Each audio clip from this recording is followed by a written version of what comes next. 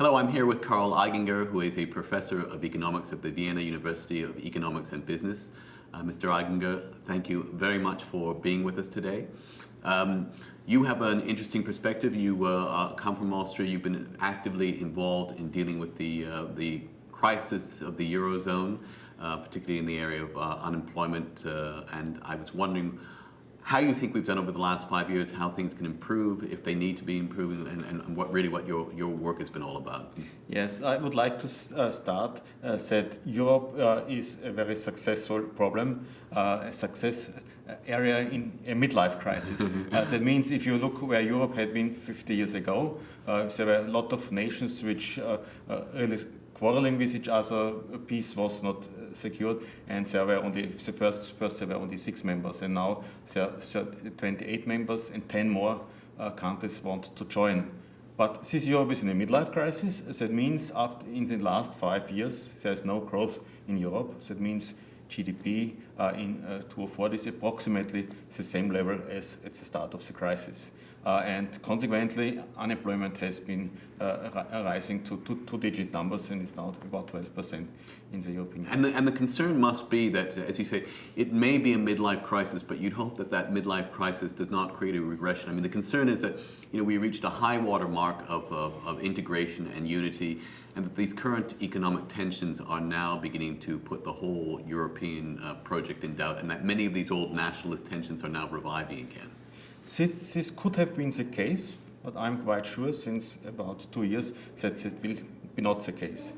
2 years ago, it was really a problem whether the Southern Europe wouldn't split from Northern Europe, whether there would be a core European project and Southern Europe which drops away.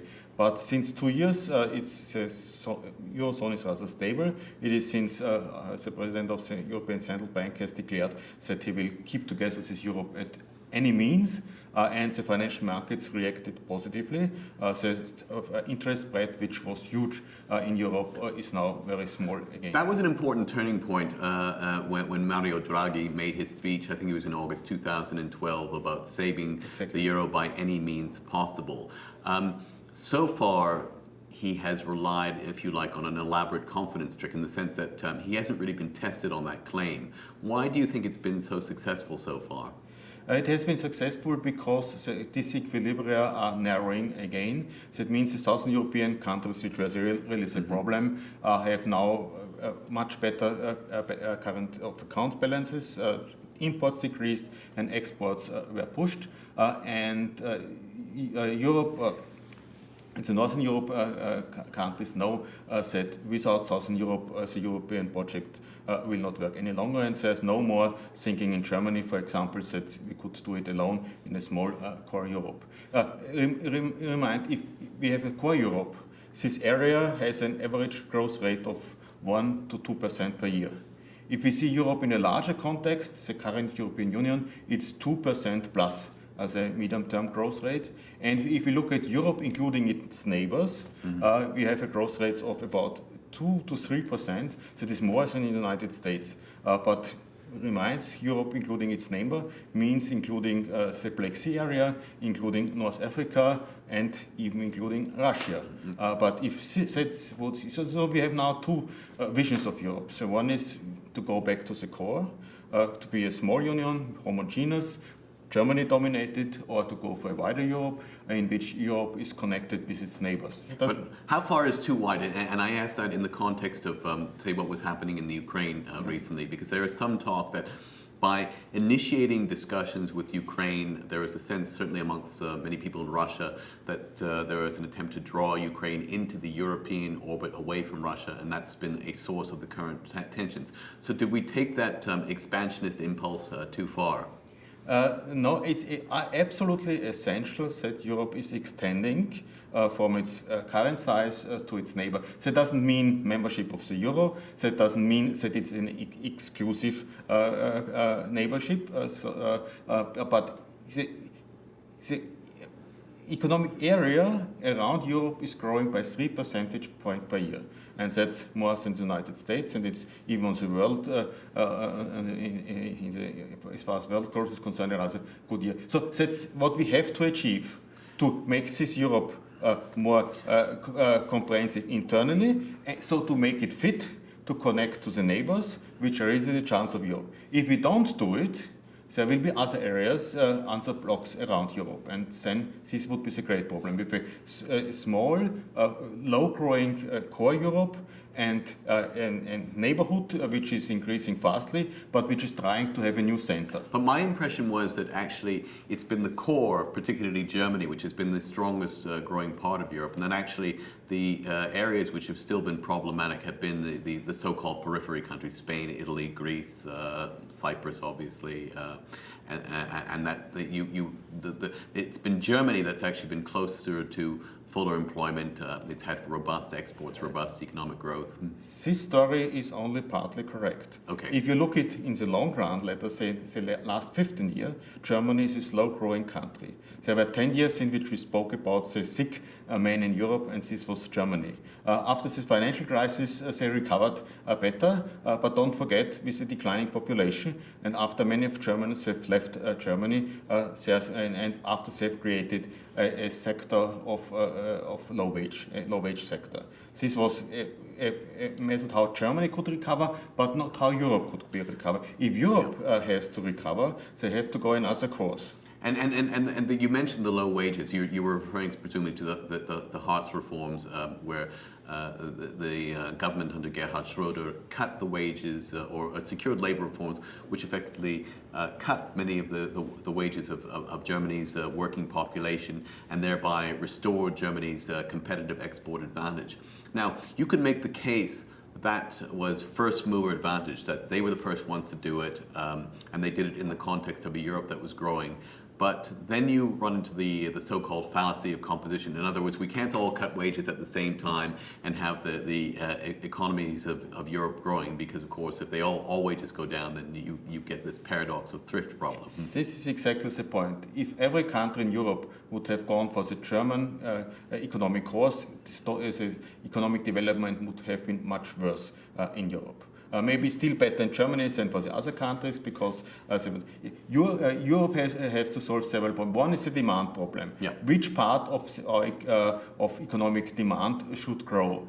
If it's not consumption, because wages are not increasing, and because inequality is increasing, and if the firms have profits, but they don't use them for investment, but they use it for restructuring their balance sheet, and government has to retrench to cut its deficit, there is no other source than exports.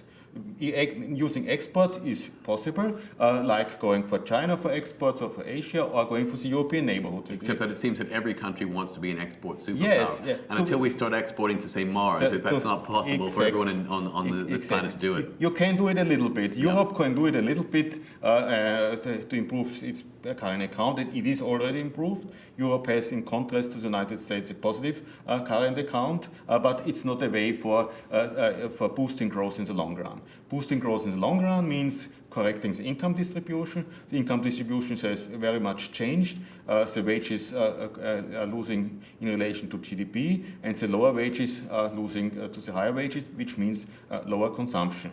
So firms have in practice the profits, but they say if there's no demand in Europe, we will not invest in Europe. We will invest in Asia, where demand is growing, so that will not work. Which implies that you think that the prevailing wave of austerity, which has been so predominant in Europe for the last few years, is not the right answer. The current course of austerity is not the right answer, but that doesn't mean that you can boost government deficits. And what you can do is to restructure the taxes and to restructure the government expenditures. Restructuring the taxes means lower taxes on labor, which are very high, more taxes on energy and on pollution and on inheritance, and less tax evasion. Tax evasion is a very big problem that many Europeans don't pay taxes. So that's the first source. Financial transaction tax would be possible. The real sector is paying heavy taxes. The financial sector is paying less. Short-run transactions are untaxed, still. So you so can a distribution of the taxation burden towards towards the financial sector. Towards financial sectors and towards economic beds like pollution and health problems. So because the bankers, of course, are the social polluters, and then you've got the literal polluters, like say the carbon taxes, or would be the one way of doing it. But let us come to the second side of expenditure side too. Yeah. We can cut some expenditures on bureaucracy, on double and four times bureaucracy on the European level, on the national level, on the regional level. We can cut down red tape, and on the other side expand expenditures in education, research and development, in preschool education, and that will then, with the same balance sheet, you have a stronger growth impulse because labor is taxed less and unemployment is decreasing, and because the expenditures which are fostering the future growth are increasing, and bureaucracy, which is hampering firms, which is preventing that new firms are coming up, that entrepreneurship is working, they are cut down. So this will be the same level of budget. But I've always thought this fixation on the level of the budget deficit per se is not the right answer, because in some respects, whether it's a 3% level or a 5% level, first of all, there's no economic theory which suggests that 3% is a magic number. I mean, one of Francois Mitterrand's economic advisors even suggested that we chose 3 because Holy Trinity was a nice number, and there was no real economic thought. And I've never seen anything in the economics textbooks, say in regard to the Stability and Growth Pact, which suggests that, for example, 3% as a percentage of budget deficit as a percentage of GDP is the right number, or that 60% overall public deficit as a percentage of GDP is the right number. These numbers seem to have been just taken out of midair, literally. That's true, but on the other hand, it's clear that the budget deficit cannot be too large if it's a two-digit budget deficit, and if there's no basic manufacturing sector which can produce. But if it's too large, maybe that's a sign that the patient is sick. I mean, well, I often say that if the budget deficit is too large, and blaming the budget deficit for that is a bit like blaming the thermometer if it records the that a patient has a problem of influenza. And so maybe what you need to do is focus on getting growth, and as you say, if you get the growth, then you get more taxpayers into the system. The deficits will start to come down, and it seems to me that the reversal, the causation has been absolutely wrong in terms of what policymakers want. I didn't start. Even in this interview said cutting budget deficits. Priority is to regain growth, right? And if you want to go it, you should take care that the budget deficit is not exploding. Right. Like the budget deficit of 200% increase, that's not sustainable. In the long run, and therefore there are upper limits. We don't know where they are, and they are very different what you are doing with the money, and they are very different how you are taxing the people. If you are taxing labor, you get a problem of growth, and any budget deficit you have is too large because with less growth it is even increasing. So it's in priority is to get growth again, to reduce the differences between the north and the south of Europe, and to change the course of Europe in general. That means the final goal should not be growth as measured by GDP, but growth as measured by welfare indicators, like beyond GDP indicators. That it means a mixture of incomes, of social inclusion, and of ecological sustainability. And you've done a lot of work in that area. Would you like to elaborate on that? Because you've looked at some of these different measures. Yes, we have exactly tried to do this for the European Commission. We are 33 teams in Europe which are cooperating in this to develop a new path of development for Europe. That means income growing, the social inclusion should grow. That means lower unemployment and less spread between very high and very low income, and environmental sustainability. That means that Europe is a leader in renewable energy and is a leader in energy efficiency. We call this a high road path to growth because for this path of growth you need investment, for this you need high ecological standards, and for this you need high social standards and limits for the income distribution. While a low road path, would say the most important for growth is to lower wages and to have cheap energy. Sometimes I have the feeling that what in the United States is taking place now is something like race to the bottom of wages, like going for a low growth path of the country which is on the technological frontier. And that's that's the wrong way. Europe is not really on the ecological frontier. It is a little less labor efficiency and less excellent universities, but we should go for this, for more excellent in research and development, for higher standards in education, for higher standards in ecological concerns and for renewables, and for higher standards in social inclusion. If we go for this way, we can regain growth.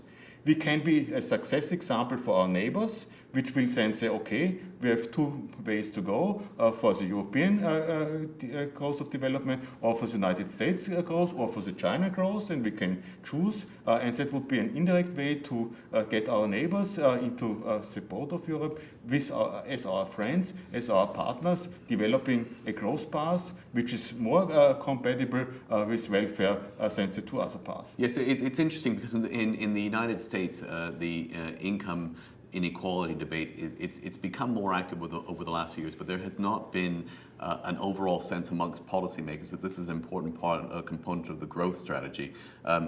You seem to be suggesting that it's very important. What you were saying earlier reminds me of something that the late economist Seymour Melman used to talk about, and he looked at the Scandinavian model, for example. Yeah. And what he noted was that wages were the last area that were generally attacked because it was felt that was a soft option, but it actually made the company lazy and it actually slowed down the move towards the technological frontier. That if you just cut wages, you were just simply trying to go through this race to the bottom, and you actually weren't investing more in innovation, R&D. But what you're suggesting is precisely that model, that you need higher wages and you need to force companies to move faster along the technological frontier. And if wages are too high, you have to go for higher productivity, yes, and for more qualification, so that the wages are not too high relative to productivity. You should not go for if they are too high, because labor costs are currently, as in Southern Europe, wages are rather high. You should not go for reducing the wages, but for improving productivity, for improving institutions, and make these wages work for your firms, that they increase the profit for firms. I think if you are going for low wages and if you are going for low energy, you cannot get a higher GDP in the end. And in the end, it's a bit of a zero-sum game, because even in places like Germany, where they still have relatively high wages, and you're now in a situation in places like Spain or Portugal, where they've had 3 or 4 years of intense austerity, very low economic growth, labor costs have plummeted. And you could see a situation in the future where a company like Siemens or Daimler-Benz might simply say to their workers, well, you've got to accept these wage cuts, because otherwise we might move our facilities over to somewhere in Spain, and because they're much more competitive than you are right now. And so again, ultimately the German middle class and the working classes lose out in that sort of a strategy as well. And if the Germany is going for low wages, then Spain will go for low wages, either because they say if now the Germans are cheaper than us and we have to lower our wages, and then they will go on. And better in reducing wages are those countries which have now low wages, and the highest wage country in Europe cannot go for low wages. But Germany is really interesting. They've cut their wages, and they have decreased the unemployment on one hand, but they fall back in all social goals, in all ecological goals. That means in social inclusion, they have now a large low-wage sector, which is... yes, in fact, that's the interesting part about the Hartz reforms, the so-called rise of the mini jobs, actually. So many of the traditional high-paying jobs have been replaced by part-time jobs. Yeah. The wages are less, the benefits are less. That may have been a good method of jumpstart the German economy after 10 years of catastrophes. I don't mind it, but after it had worked, they can go again along the high road to competitiveness. That means that the low-wage sector is gradually decreasing, and they are concentrating on education. Germany is not on top in the PISA rating as far as education is, and they have lower rates of research and development than the Scandinavian countries. So there's a lot of room of improving welfare and improving good, successful firms in Germany, which makes Germany more competitive in the sense that they can export, and on the other hand, on the other side, to increase the welfare of the people, because welfare is a combination of incomes, of social inclusion, and of ecological progress. No, so cutting the social welfare safety net is not the way to go, because clearly, as you say, that creates the income problem and accelerates the debt deflation that Mr. Draghi it seems to be worried about right now. Somehow you have to reverse that. Do you get the sense that European policymakers are more alive to these possibilities that you suggested? Gradually. I can't say that they are going for this, because mostly they see today's problem, and for today's problem they cut deficits and they are very careful about wages. But some of them, if they then turn to ecological areas, they say, well, for our planet, we cannot have a global warming which is more than 2%. What should we do here? And then they say, yes, we should invest a lot in new technologies and in energy efficiency. And these have to be combined. There shouldn't be one box in which you say we have to go for low wages to be competitive with Asia or with reindustrializing America. And perhaps this crisis with Russia over the Ukraine is a kind of event that might engender a faster shift in policy, in the sense that we're saying, well, we can't really depend on Russia for our natural gas. We ought to invest more in renewables. Maybe we even need to think more about defense expenditures, and maybe not the way I would go, but it may provide the political cover to get away from this austerity rhetoric. I think it was very important, because we in Europe have seen with this occasion that our neighbors have problems, and we are very, very unhappy if the problems of our neighbors are solved by somebody else, and we can do something about it. But let us look at these countries with energy, and most of these countries would not need half of the energy, the fossil energy they currently use, because they have a very strong impact of the sun. So they could go for a mixed strategy, using gas as far as it is necessary for industrial production for so on, and investing in solar energy, so that they are less independent in the long run from fossil energy. Don't remind that currently the subsidies in Europe for fossil energies are much larger than the subsidies for renewable energies, and everybody's attacking. And the trends seem to be heading more in that direction. For example, Germany, which had a very generous program of subsidies towards solar and wind, seems to be cutting those back. And now with the Fukushima disaster in Japan a few years ago, they've decommissioned some of their nuclear power plants. They're phasing it out. But it seems like they will just replace that by using more coal from the Ruhr Valley, which is clearly the wrong approach if you're interested in green energy. As far as environmental concerns are concerned, we have a stop-go policy. For a long run, we are doing nothing. Then we have some decision by government or some accident at the plants, and we do everything. Yeah. And then we do it in a rush, in a very inefficient way. That's not correct. The correct way is say we have a problem. Up to 2050, we want to reduce fossil energies by 80%, which is the goal of the European Union. And for this, we have to go each year a certain step. Standards have to increase. Let us look at the coal. Why is coal used more today? Because emission trading is breaking down. We had emission trading where everybody who used coal has to pay high taxes. And then we said, well, our industry... We set the thresholds too high. That was part of the problem. Under the lobbying from German heavy industries, for example. That's a problem for our manufacturing sector. Yeah. We exempt them from the trading, and so the trading broke down because some firms didn't use energy. Others bought the permits from ailing firms in Eastern Europe, which went out of business and had a lot of permits to sell, and therefore the emission trading broke.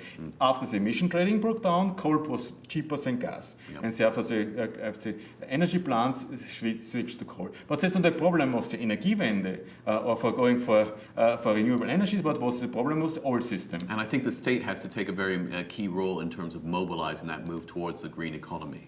On the one hand, stop-go, on the one hand promoting renewable energy, on the other hand forgetting that you have to tax coal, so coal is not used more than so. And maybe you marry the two strategies by combining this mobilization towards the green economy with broader government action to deal with the scourge of unemployment. Since strategy we propose, since we know where we want to go, where we want to be in 40 years, we go to step by step. to going so step by step means that the fossil energies and those with the highest carbon dioxide emissions, like this coal, should be taxed more year per year. And the renewable energies should get more efficient by higher standards, by higher learning by using, and so on. So that in 2050, Europe will be the regions, that's my vision, which has 80% less carbon dioxide, which has